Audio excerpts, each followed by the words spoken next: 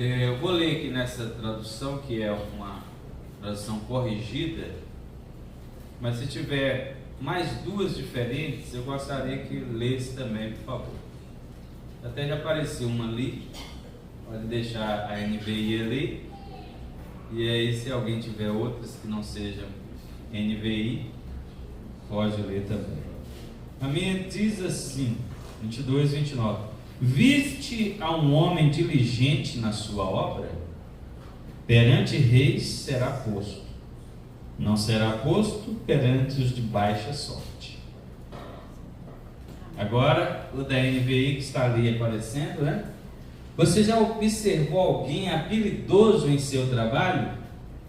Ele se apresentará diante de reis e não se apresentará diante de gente desconhecida. Mais uma outra aí, diferente dessas duas. Já observaste uma pessoa zelosa em seu trabalho? Pois será promovida ao serviço real, não trabalhará para gente obscura. Essa aí é qual? É a King James. A King James. Ah, benção. Vai mais uma. Você está vendo alguém que é habilidoso naquilo que faz? Ele será posto diante de reis e não estará a serviço da plebe. O da plebe. Tá vendo? Diferente de tudo. Ah, mais uma aqui, que é diferente de todas. Viste o homem diligente na sua obra. Perante reis será posto. Não permanecerá entre os de posição inferior. Isso aí. Olha aí, deu. Não precisa nem pregar mais, né? Já ficou mais do que claro. Mas eu dei o título, irmãos, para esse sermão de hoje: Requisitos da grandeza diante de Deus e dos homens. Repita, por favor. Requisitos da grandeza diante de Deus e diante dos homens. Isso aí. Qual foi a intenção? Qual é a intenção desse sermão? Abrir os nossos olhos para as realidades da vida humana e espiritual. Em qual aspecto? Por que pensei assim? Irmãos, o tempo todo, várias igrejas, especialmente, mas não somente, as pentecostais, fazem campanhas e pregações se utilizando da história de José para convencer o povo, a igreja, de que tudo que aconteceu com José também acontecerá com qualquer pessoa. Não é isso?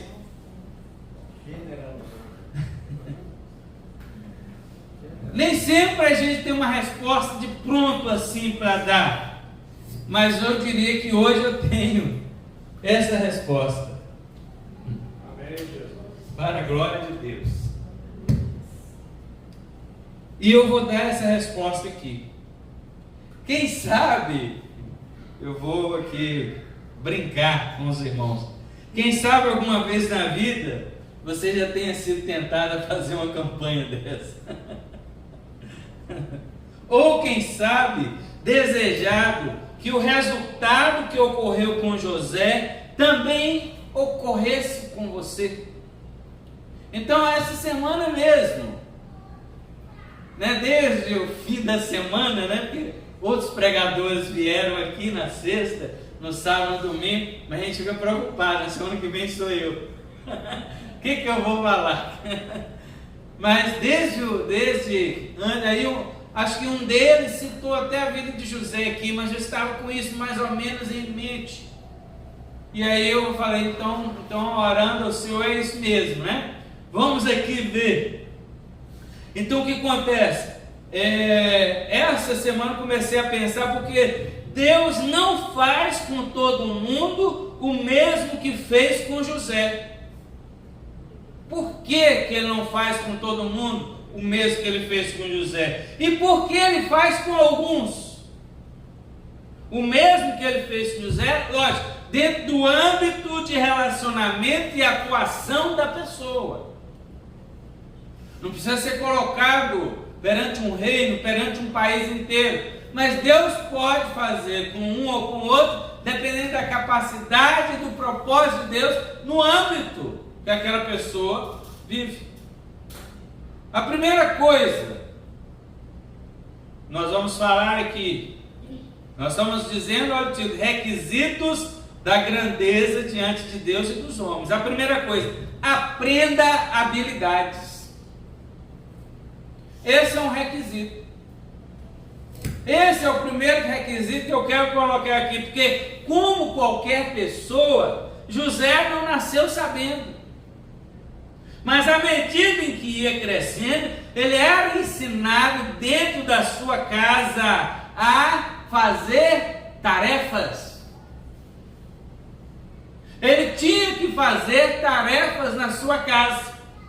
E eu quero aqui já chamar a atenção, dar uma cutucada em pais e responsável por crianças em casa. Porque se aos filhos não são atribuídas e exigidas tarefas de acordo com a idade deles, né, irmãos? Passarão do tempo de se tornarem aptos para determinados trabalhos. Se não aprendeu até aquela época, se não colocou a responsabilidade, determinada responsabilidade, não está apto a fazer outra coisa, que é o segmento daquilo. Me lembrei aqui, irmão, aí eu vou entrar no assunto aqui que é específico e especialidade do presbítero Hamilton, matemática. Eu já falei várias vezes para os irmãos a minha relação com a matemática. Eu gosto da matemática, mas ela não gosta de mim. O pastor também é especialista em matemática. E aí, há pouco tempo atrás, conversando com a minha mãe, ela me lembrou de uma coisa. Mas eu não era ruim de escola. Eu falei esses dias, também na casa missionária, que a gente estava ali. Quando eu era criança pequena, lá em Icaraí, lá na Bahia, eu estudava numa escola particular. Não porque tivéssemos condição, porque não tínhamos. Mas a tia da minha mãe, ela foi criada com a dona dessa escola. Então a gente tinha acesso à escola. Era uma escola particular, uma escola grande, viu? Grande, do tamanho de uma escola municipal aqui. E final dos anos 70, o governo, na época, instituiu um método de ensino, os irmãos mais velhos assim vão se lembrar, chamado Mobral. Lembra do método de ensino, Mobral? E eu não sei por quais cargas d'água a senhora, dona da escola, adotou o ensino Mobral. Aí acabou que todo mundo ficou Mobral. Porque como que era a matemática? Eu me lembro de ficar na escola na parte da manhã, depois que a aula tinha acabado, mas não saber a tabuada e ter que ficar decorando a tabuada e só ir embora depois que falasse na frente do professor de cor. Eu lembro disso, que aconteceu isso comigo e outros colegas. Mas aí veio essa situação e isso atrapalhou o andamento. Esses dias que minha mãe estava falando sobre isso, e aí eu comecei a me lembrar que isso sim contribuiu para esse não progresso na matemática. Então eu estou dizendo aos irmãos, hoje eu diria aos irmãos, eu posso até estudar, posso fazer alguma coisa específica, mas eu tenho dificuldades com a matemática. Ele fala, 2 mais 2 é 4, beleza, eu sei isso. Mas só que na hora que você vai fazer aquelas fórmulas, meu Deus do céu, ó, já começa a tremer. Precisa do 2 mais 2, precisa dos 2 vezes 2, precisa do 22 dividido por 2.000 e não sei quanto, aí começa a sair fumaça. Então se você não colocar o seu filho na idade tenra para fazer algumas coisas dentro de casa, vai passar desse tempo e ele não estará apto para determinadas tarefas da vida. E isso não acontecia com José. Tristemente, irmãos, a realidade do mundo atual vem sendo repetida há algum tempo para cá, pois que os pais também não querem assumir suas responsabilidades de pais. Tem vários professores aqui e sabem como que são os filhos desses pais na escola que vocês trabalham. Há muitos pais que evitam suas responsabilidades, suas próprias responsabilidades, quando os filhos são pequenos. Não tem disciplina, pode fazer o que quer, na hora que quer, do jeito que quer. Pode ir para a televisão, não tem hora para dormir, não tem hora para acordar. Pode ficar no celular. Fala alguma coisa errada, algum palavrão, não é corrigido.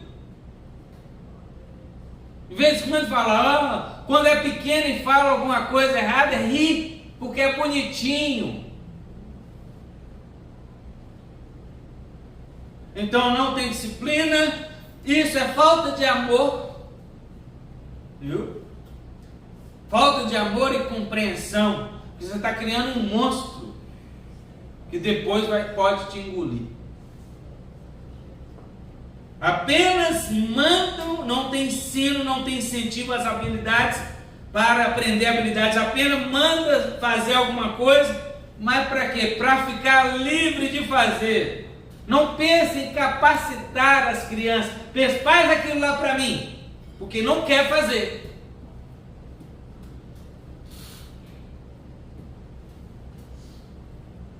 Você vai fazer, não é porque eu não quero fazer, porque você precisa aprender. Posteriormente, eles vão crescendo, né? Eles mais crescidos, exigem mais responsabilidades, né? E exigem deles responsabilidades que nunca ensinaram, perdem a paciência porque as tarefas não estão prontas, não estão completas, estão mal feitas. Esses pais irresponsáveis. E você poderia perguntar o porquê disso. Eu digo que uma das respostas principais é que o sistema político social da nossa era, que é fruto do sistema maligno, ensina, incita e incentiva eles a serem brincalhões o tempo todo, relapsos, e a se entregarem aos seus desejos, e ao mesmo tempo esconde as consequências desse tipo de vida. Os pais dessa era para cá, com algumas exceções, são tão irresponsáveis que eles não querem nem se casar, né?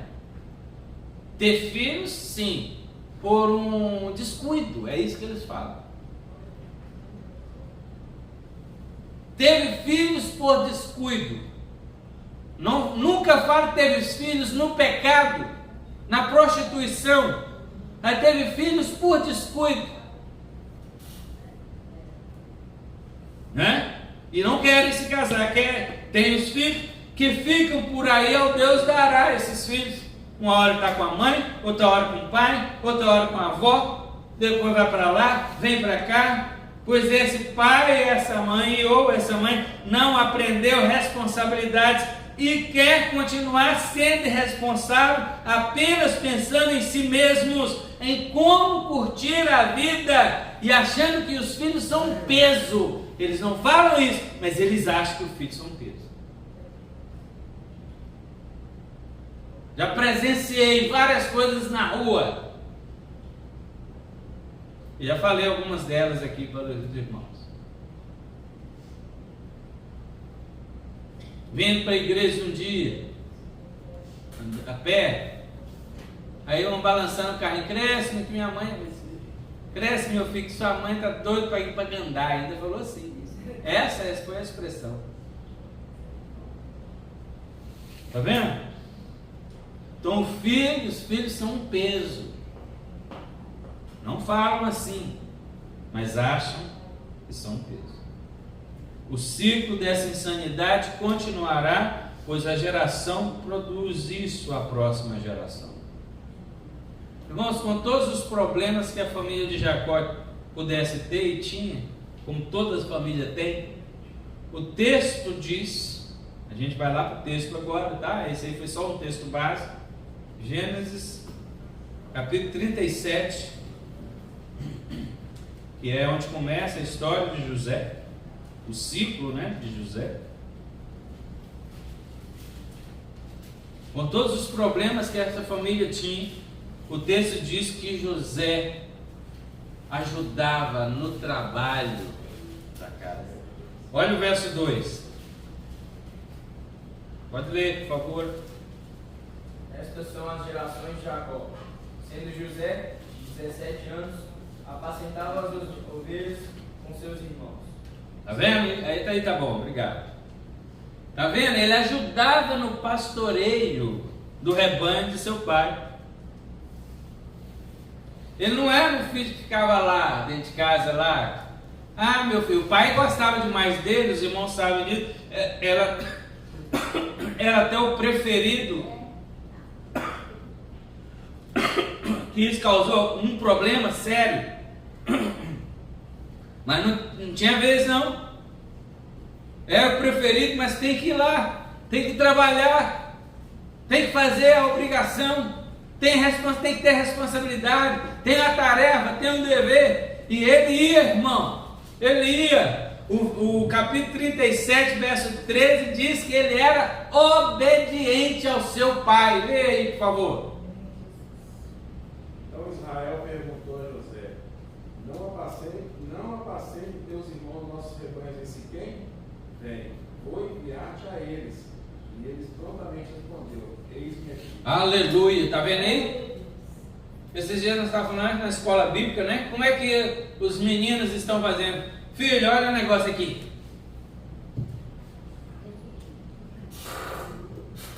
Onde é que está aprendendo isso?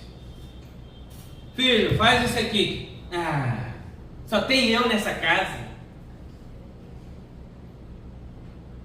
Tudo tem que reclamar, tem que fazer uma careta. Tudo tem que achar ruim. Deus, ainda bem que não aparece uma plaquinha aqui na sua cabeça, né? Dizendo o que é que você está pensando ali naquela hora, né? Mas não é assim. Mas diz o texto aí que José ajudava, né, no pastoreio, tinha responsabilidade, cumpria tarefa e que ele era obediente. Amém. Ajudar no trabalho da casa e ser obediente é algo que se aprende, irmãos. Se não for ensinado, não vai aprender. Se for ensinado, vai aprender com dificuldade, mas aprende.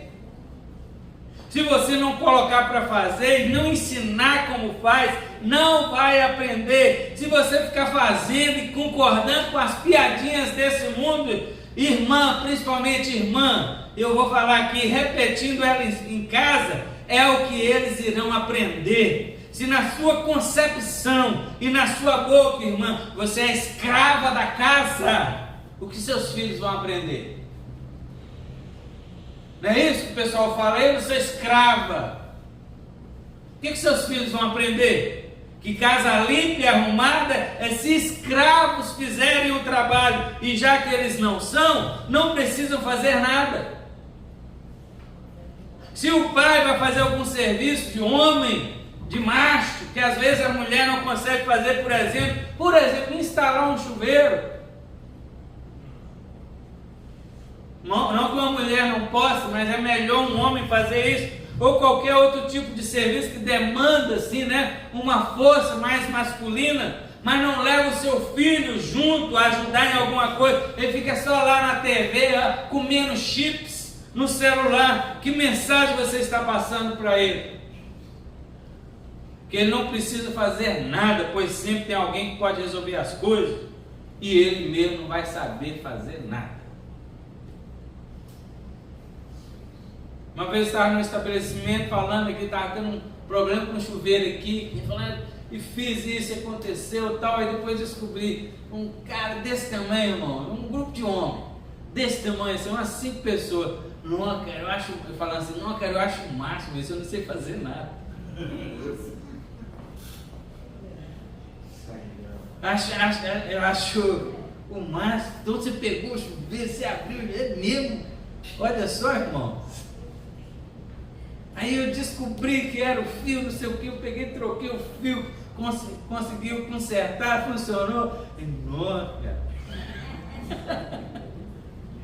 é engraçado, irmão, mas não é.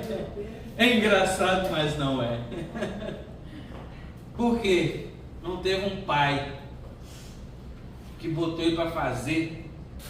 Né? Quando José foi apresentado na casa de Potifar, ele demonstrou as capacidades que havia aprendido em casa. 17 anos. Prestava conta de tudo ao seu patrão. Depois Potifar pôs ele como o homem de confiança da casa, ao ponto de deixar toda a administração na mão dele. Capítulo 39, vamos lá? Verso 3.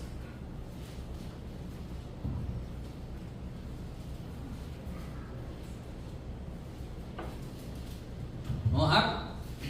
Vendo, pois, o seu senhor que o Senhor estava com ele, e tudo o que fazia, o Senhor prosperava em sua mão. Pode ir 4. José achou graça nos seus olhos, e serviu, e ele o pôs sobre a sua casa, e entregou na sua mão tudo o que tinha. Tá vendo? Entregou na mão dele para administrar tudo o que tinha. O verso 6 agora. E deixou tudo o que tinha na mão de José, de maneira que nada sabia do que estava com ele, a não ser do pão que comia. Até aí, tá bom.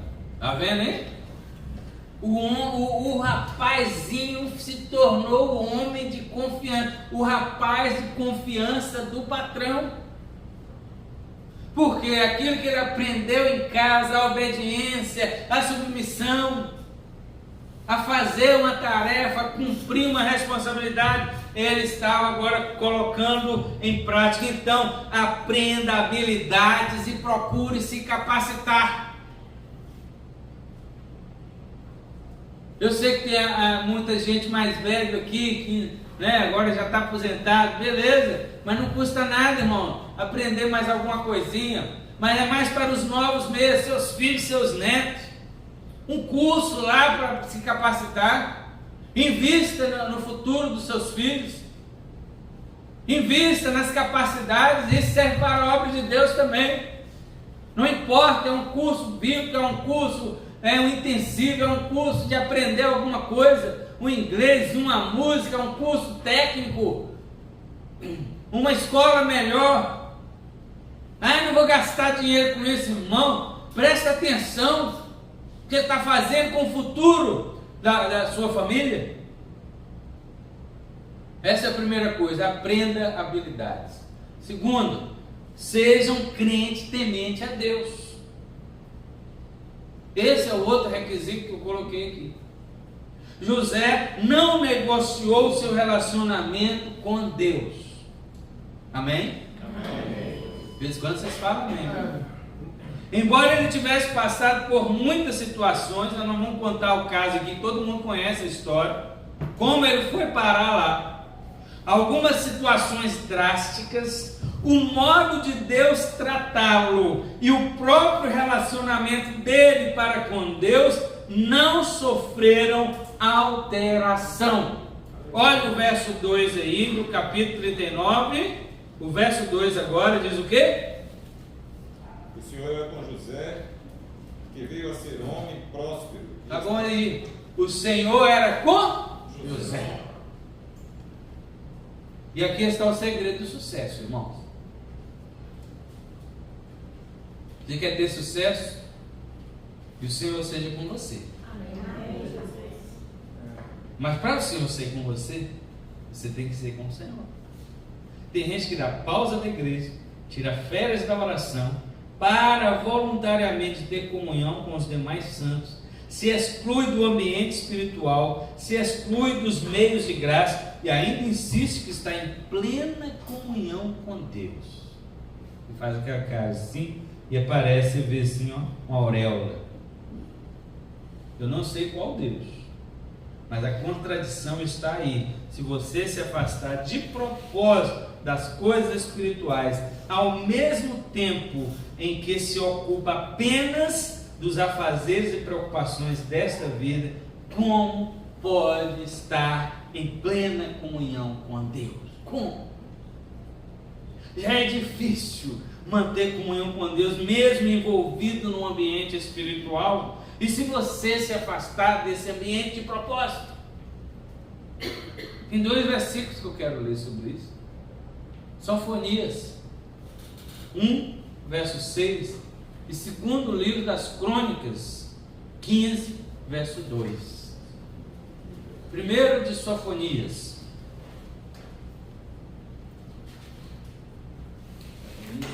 Sofonias 1, verso 6. 1, verso 2 e 6, melhor dizendo. 1, verso 2 e o verso 6. De fato, consumirei todas as coisas sobre a face da terra, diz o Senhor. Isso, agora o verso 6. Os que deixam de seguir ao Senhor, e os que não buscam o Senhor, nem perguntam por Ele. Isso, Deus está falando que vai exterminar tudo da face da terra. E fala os outros versículos que eu pulei, animais, répteis e tal, e fala, e aqueles que não buscam o Senhor. Vai ser exterminado também. Agora veja, segundo livro das Crônicas, 2 Crônicas 15, verso 2.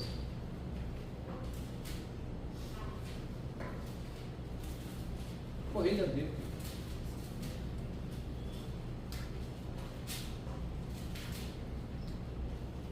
E este saiu ao encontro de Asa e lhe disse: Ouvi-me, Asa, e todo Judá e Benjamim, o Senhor está convosco, enquanto vós estáis com ele. Se o buscardes, ele se deixará achar. Porém, se o deixardes, vos deixará. Aí, está vendo, irmão?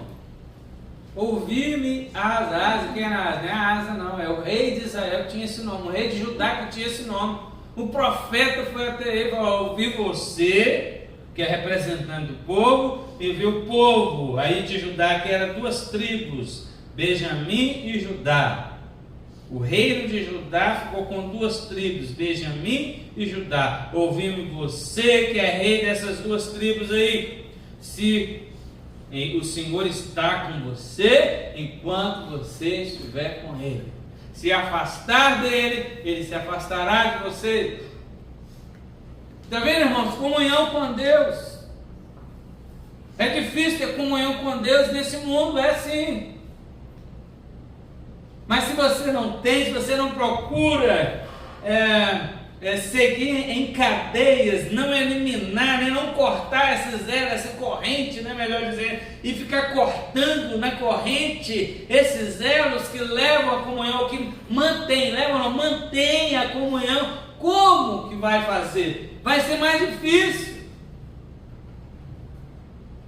Esteja com Deus para que Deus esteja com você. As pessoas em volta de José tinham a percepção de que Deus estava com ele. Nós acabamos de ler isso. 39:3. Seu patrão Potifar percebeu isso claramente. Ele não era um patrão qualquer. A Bíblia diz que ele era oficial da guarda de Faraó. Ele era oficial do palácio. José se transformou em fonte de bênçãos para Potifar e sua casa. Perceba que você pode ter muitas habilidades, ser capaz de muitas realizações, ser inteligente, ter algum sucesso em sua vida, mas é apenas um sucesso humano, material, diante dos homens. Para ter sucesso também diante de Deus e ser fonte de bênçãos, tem que ter relacionamento com Deus.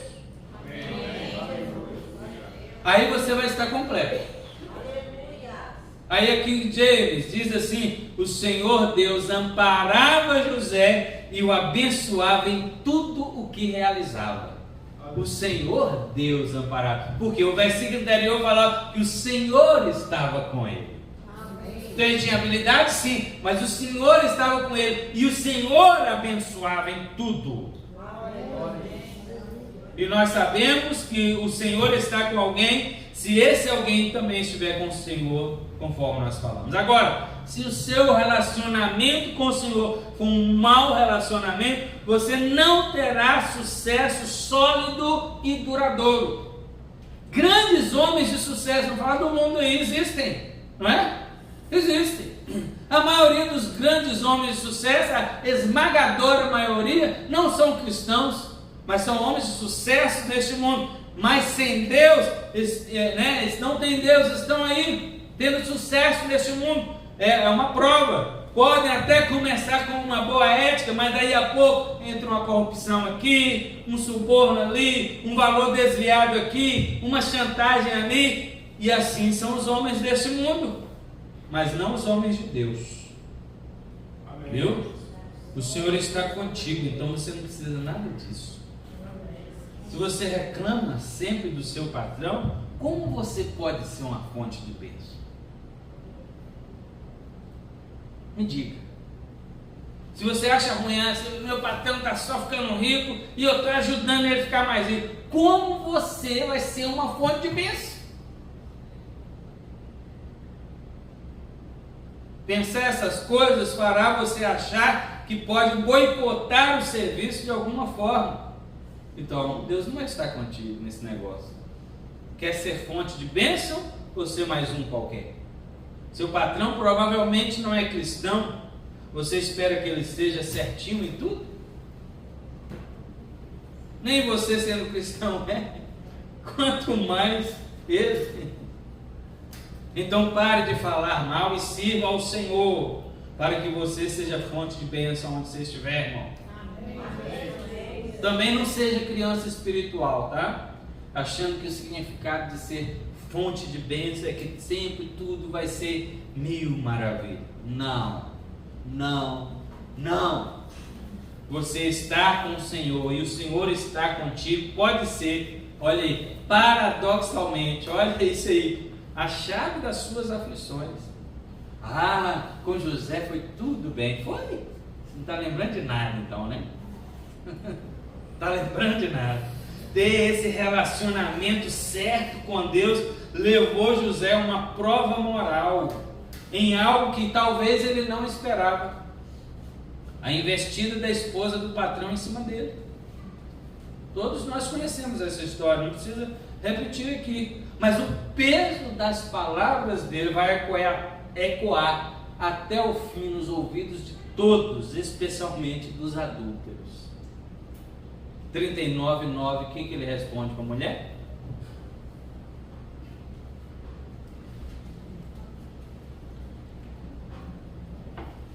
Gênesis.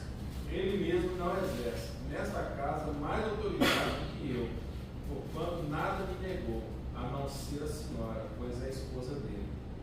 Sendo assim, como eu poderia cometer algo tão perverso contra o meu Senhor e pecar contra Deus? Olha aí, cometer algo perverso contra o meu patrão, mas não é só isso, pecar contra Deus.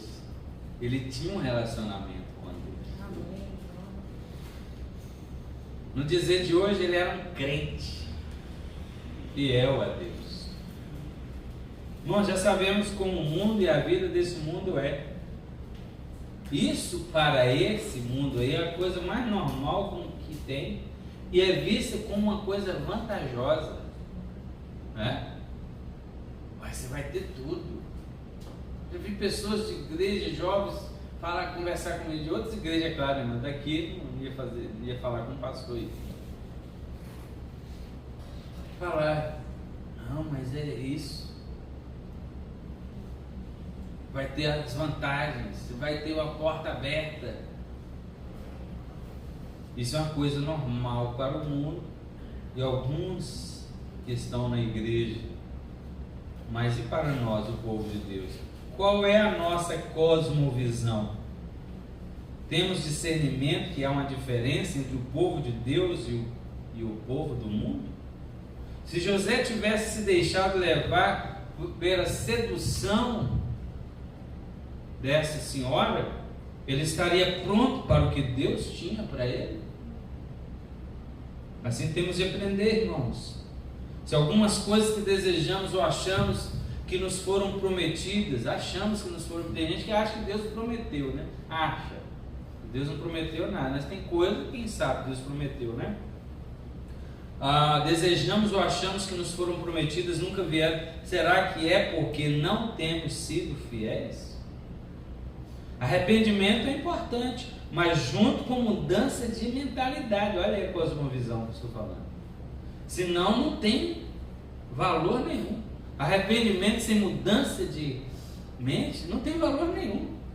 Não é arrependimento verdadeiro. Romanos, o apóstolo Paulo, capítulo 12, verso 3, ele fala de não nos conformarmos com este mundo, mas sermos transformados pela renovação da nossa mente. E continua, porque sem transformação de mente, você vê que todo mundo fala da vontade de Deus, mas ninguém está transformando no mundo aí. Fala da vontade, Deus é pai, não é padrasto. Deus já tem essa, como é que é? Esse dizer aí, esse ditado, esse provérbio, Deus é pai, pô, não é padrasto não. Né? Eles falam muito e falam até mais do que nós. Mas que tipo de relacionamento que eles têm com Deus? Não sabe de nada. Fala de Deus, mas não experimenta. Fala da vontade de Deus, mas não experimenta nada. Porque a continuação do versículo é: para que experimenteis qual seja a boa, perfeita e agradável vontade de Deus. Se não transformar, não experimenta não, irmão. Não vive não, irmão.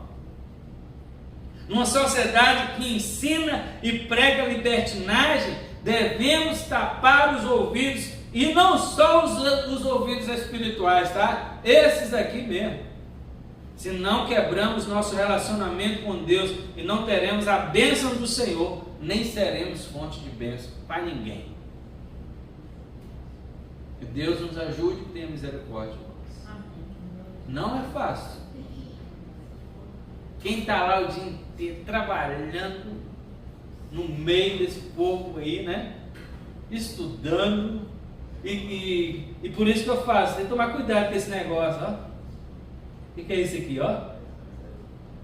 Ligando o celular aqui, ó. E rindo o tempo todo. Aí vem umas coisas.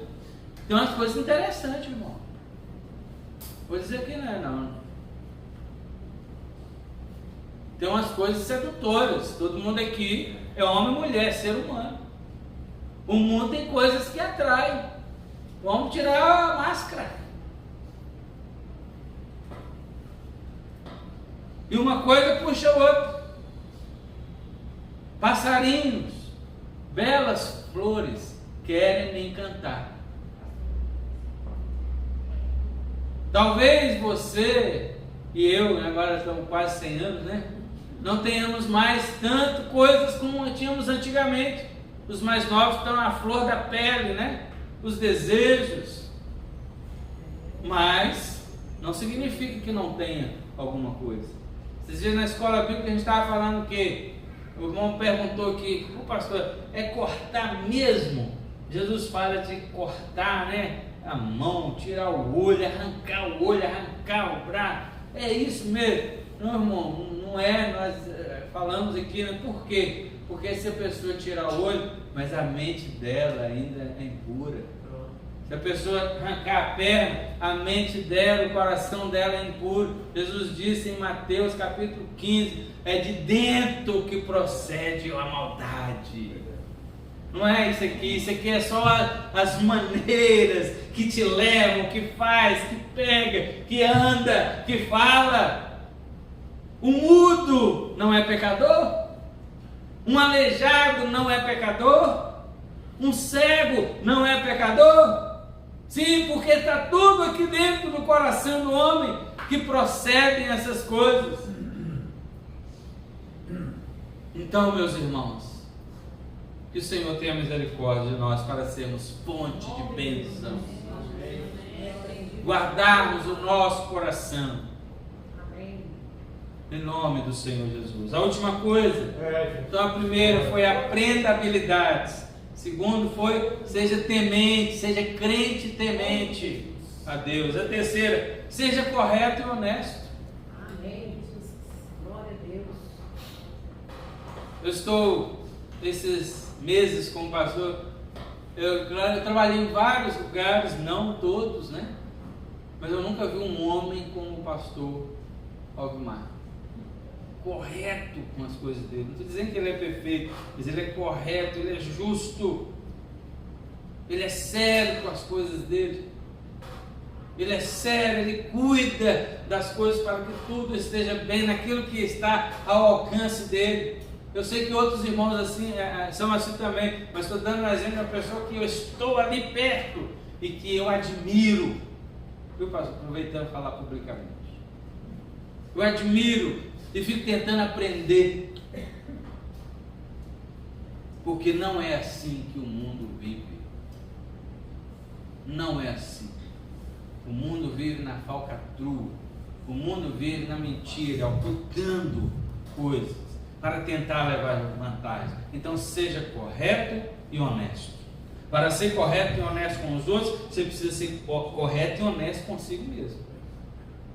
Uma das maiores dificuldades das empresas desse tempo para cá é a falta de honestidade das pessoas. Elas não assumem seus erros, né? Não buscam otimizar o trabalho e as relações, brincam muito mais que trabalham e fogem das soluções dos problemas que existem no local do trabalho. E deu um problema ali, ó, fui. Em nenhum momento nós temos a informação de que José negligenciava o seu horário ou seus afazeres. Ele não se deixava levar por nada de errado, preguiça, surrupiava alguma coisa. Era um jovem focado nas suas obrigações. Mesmo quando foi conduzido ao cárcere, inocentemente, né? Ou injustamente, melhor colocando, ele não possuiu ou não se deixou ser possuído por um espírito de vingança, e até lá ganhou o favor do carcereiro, que ajudava no cuidado com os outros presos. 39 de novo, verso 1 até o 23, vamos ler agora. Verso 1 ao 23, 39, 21, 22 e 23. O Senhor, porém, era com José, e lhe foi benigno, e lhe deu mercê perante o carcereiro, o qual confiou às mãos de José todos os presos que estavam no cárcere, e ele fazia tudo o que se devia fazer ali. E nenhum cuidado tinha o carcereiro de todas as coisas que estavam nas mãos de José, porquanto o Senhor era com ele, e tudo que ele fazia, o Senhor prosperava. Aleluia! Você está vendo, irmão? Está vendo que está repetindo aí que o Senhor era com José? Mas nós já falamos dessa parte, mas eu quero só endossar e enfatizar isso aí, ou chamar a atenção. O Senhor era com ele, né? Ele continuou sendo fonte de bênção. Irmão, quando a gente não entende os reveses que passamos, nós ficamos insuportáveis, ninguém aguenta. Vê mulher que reclama demais dentro de casa, alguma coisa errada, não tem marido que aguenta. Vê homem que reclama demais alguma coisa, não tem mulher que aguenta, não tem ninguém que aguente, por causa de alguma coisa errada que deu, que eu estou falando, né? Não estou falando por causa do erro que você está cometendo, não, tá? Isso que fique bem claro, tem essa diferença. Cada coisa que você, por causa de preguiça ou deixa de fazer, aí um vai chamar a atenção, outro achar ruim, não é disso que eu estou falando, não. Falando das coisas que acontecem, foge do nosso controle. José foi parar lá na cadeia por causa que ele não quis fazer coisa errada, mas ele não reclamou. Então ficamos reclamando de Deus e do mundo, reclamando de todo mundo. Irmão, o mundo não é justo. Como diz lá aquele leão do deserto, a vida não é justa, não é? A vida não é justa, o mundo não é justo. Mas como crentes, devemos decorar para nunca esquecer: o governo de todas as coisas está nas mãos de Deus. Glória a Deus. Ele continua no controle, operando tudo segundo o seu querer, até que tudo esteja encaixado conforme Ele estabeleceu antes de qualquer um nascer. Vocês perderam a oportunidade de falar amém. Amém. Nós reclamamos como se Deus tivesse esquecido de nós. Ah, por que isso acontece comigo? Por que toda hora que meu pão cai com a parte da manteiga no chão? Porque na hora do passarinho fazer alguma coisa, só faz na minha cabeça. Como é que é o nome daquele jacaré lá do desenho? Ô céus, ô vida. Hip Hard da minha época. Meu Deus. Então tem gente que só reclama de tudo e de todos, nada está bom. E se alguma coisa fica boa, ele esconde, porque acha que ele fica com vergonha, né? De tanto que reclamou e vem alguma coisa, aí ele fica com vergonha e esconde as coisas. Tem gente que nem vem dar testemunho aqui na frente daquilo que Deus tem feito. Então nós lamentamos como um mundano, um profano. Eu acho que há coisas que temos que reclamar mesmo. Das instituições, lamentar certos acontecimentos. A própria modernidade, né, que veio acontecendo, nos permitiu chegar nesse ponto, mas sempre conscientes de que nossa reclamação não exceda o limite da verdade, da justiça e do direito, porque Deus é o Senhor da verdade, da justiça e do direito. Aleluia. Se alguma coisa está injusta, você pode e deve reclamar, sim, mas com limites, como eu estou dizendo. Está fora do direito. Nosso país está enfrentando a situação, tudo fora do direito, tudo fora da justiça. Você pode sim reclamar, pode sim fazer uma manifestação, não tem problema, na Bíblia não proíbe isso, tá, irmão? Que fique claro. Não proíbe isso. Nós chegamos numa época em que isso pode acontecer, mas não devemos exceder os limites disso, porque o Senhor é o Senhor da justiça. Ele é o Deus da verdade. Ele é o Deus do direito. Amém.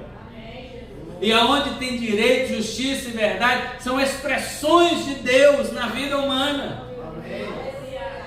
Calvino dissertou sobre isso nas suas Institutas. Você dizer que não vale a pena servir ao Senhor, você anda fazendo o que é certo. A pessoa, se José fizesse isso, eu fiz tudo certo e vim parar. Onde eu vim parar?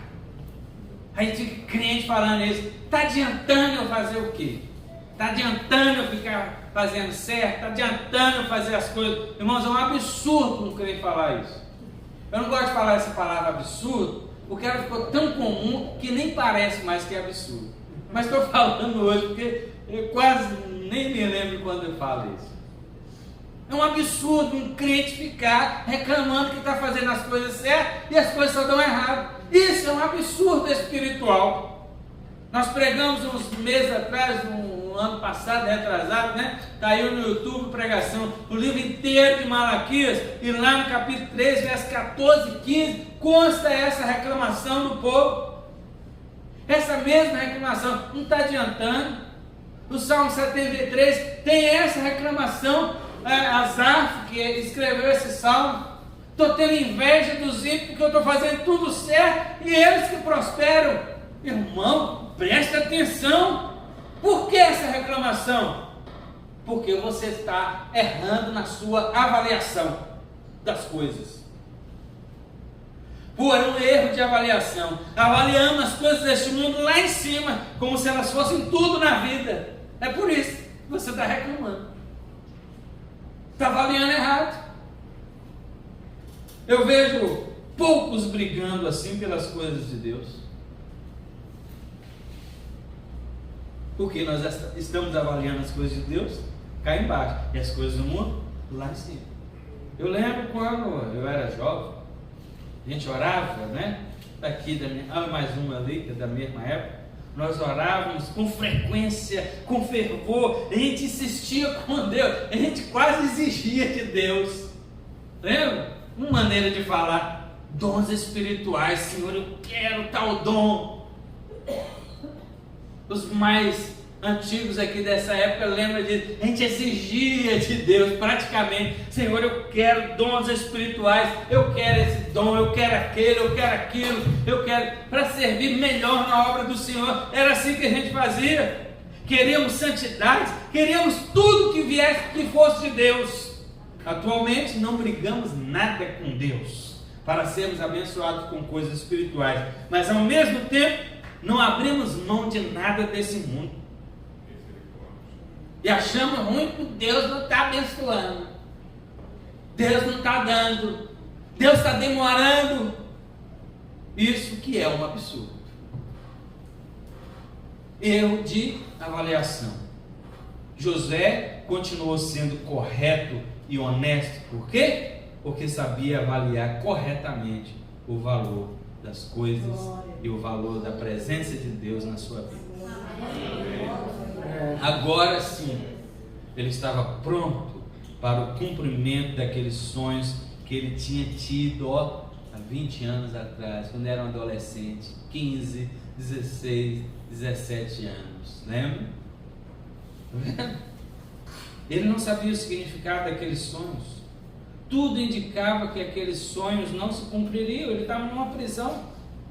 Era provável que ele nem pensasse, talvez, quem sabe, ele nem pensasse naqueles sonhos, porque tem sonho que é assim, que é só sonho, né? Tem gente que não acredita que Deus fala em sonho, então Deus não fala com ele, mas tem gente que acredita que Deus fala, olha aqui. Salomão, assim que foi para assumir o trono, Deus lhe apareceu em sonho e disse para ele: pede-me o que eu quero, que eu vou te dar. Em sonho.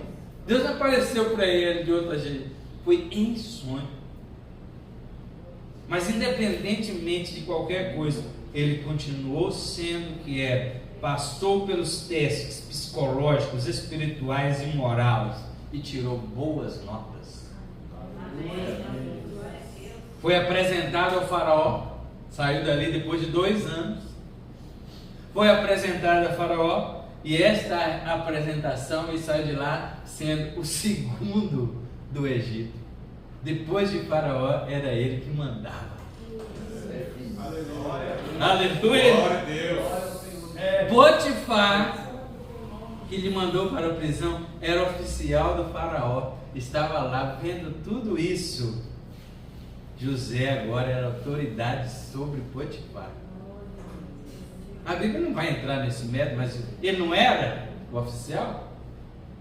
Não vai entrar porque não precisa entrar. Mas a gente está aqui só ampliando a nossa mente. Potifar agora estava debaixo da autoridade de José. Mas mesmo assim, José não vingou de Potifar, porque José queria continuar sendo fonte de? Aleluia. Glória a Deus! Amém? Glória a Deus! Amém. Vocês entenderam agora o significado dessas campanhas e pregações?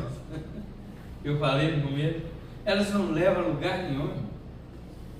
O fato é que, irmãos, nem todos têm condições para estar na mesma posição de José. Condições psicológicas, emocionais, físicas e espirituais. Tem gente que não sabe nem quanto é 2 mais 2 e quer ser presidente. Né? Imagina o estrago. Você já pensou o que é ser traído? Presta atenção, irmão, vamos voltar lá em José. Você já pensou o que é ser traído pela sua própria família?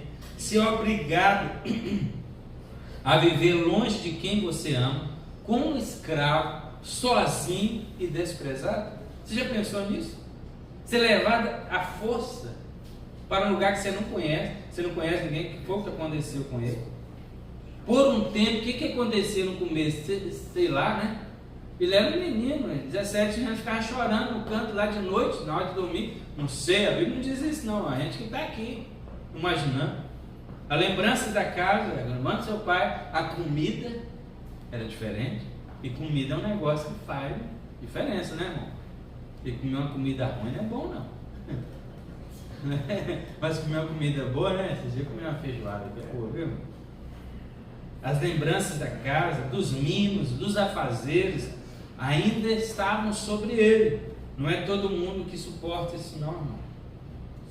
Não é todo mundo que suporta essa solidão, não.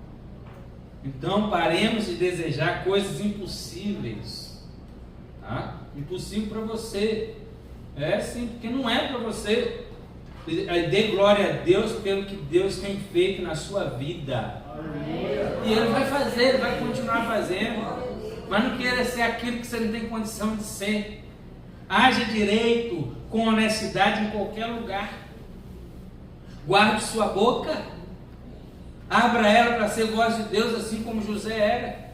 Guarde seu coração. Você pode não ter os mesmos dons de José, mas você tem consciência de que tem que ser fiel a Deus, aos seus afazeres, seja na família, no trabalho, nos negócios que você faz, consigo mesmo, sem usar de mentiras para se beneficiar ou da maledicência para se promover.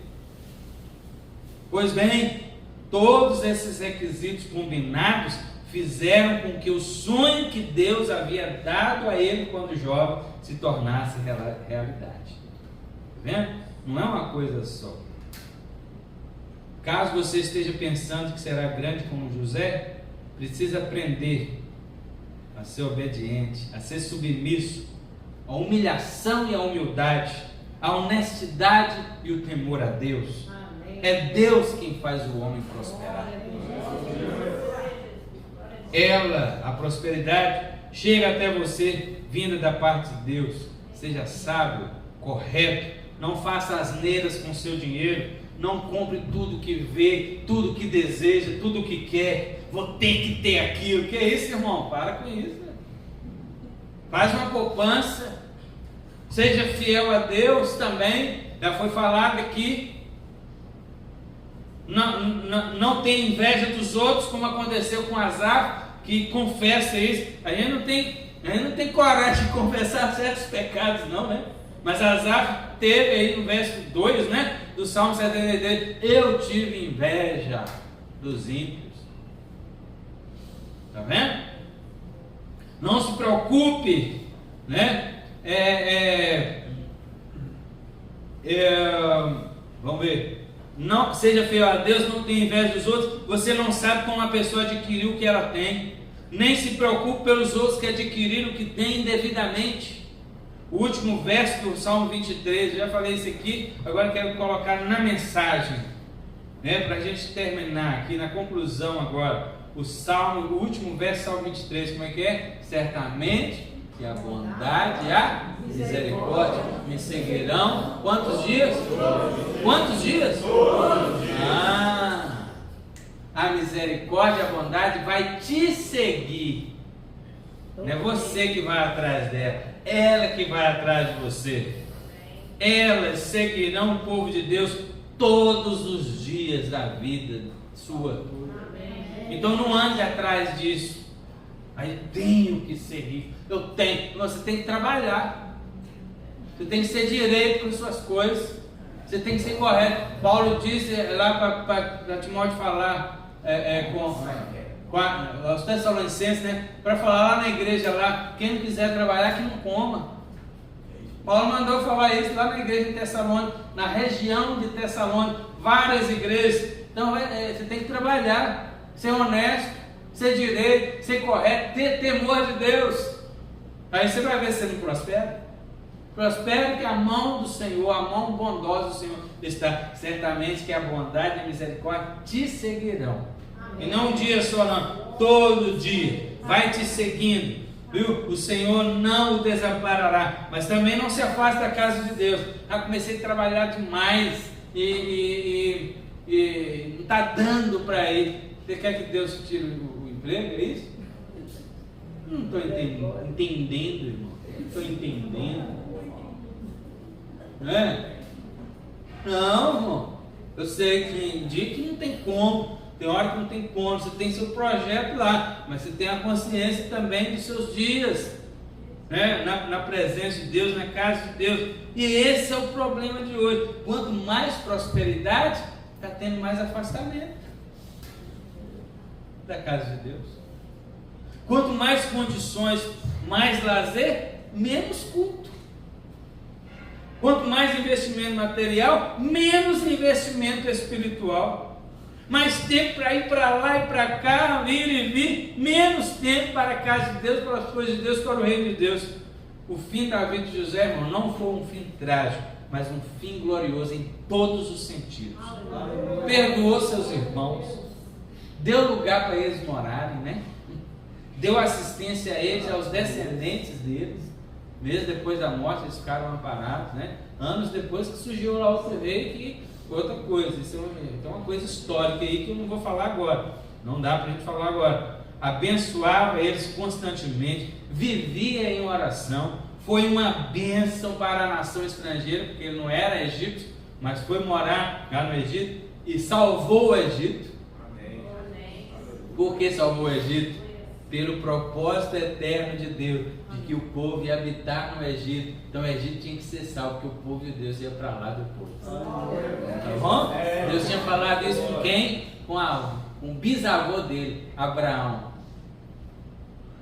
Falou, ó, o teu povo vai morar numa terra estrangeira, vai ficar lá 400 anos, mas eu vou tirar ele lá com mão poderosa. Então Deus tinha que salvar o Egito. Outras nações vizinhas, várias pessoas morreram. Eu li recentemente, poucos meses atrás, encontraram múmias, né, de uma específica, estava lá escrito que o governador do Egito, durante uma fome, deixou tal família morrer, aquela família morrer.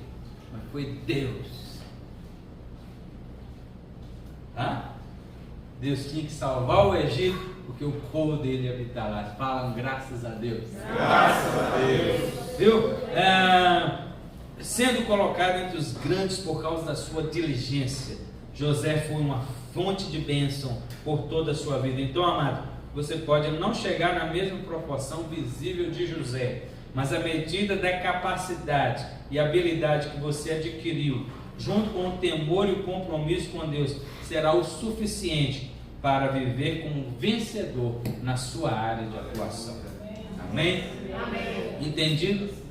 Que Deus abençoe a igreja. Louva o Senhor e vamos ficar de pé.